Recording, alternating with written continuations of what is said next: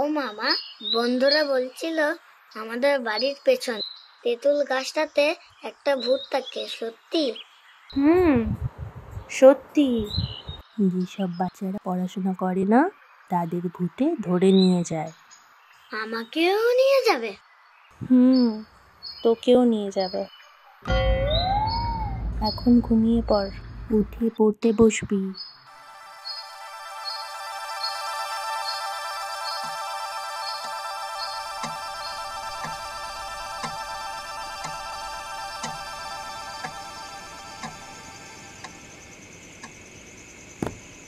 বাবু, পড়ছিস তো?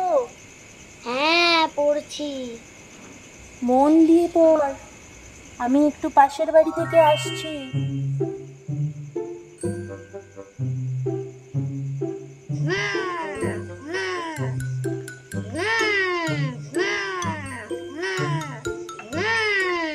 যেসব বাচ্চারা পড়াশোনা করে না তাদের ভূতে ধরে নিয়ে যায়।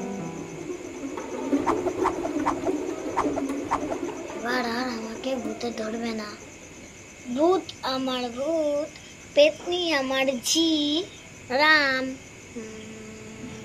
ল ল ল লক্ষণ, রাম লক্ষণ সাথে আছে, কি যেন ছিল।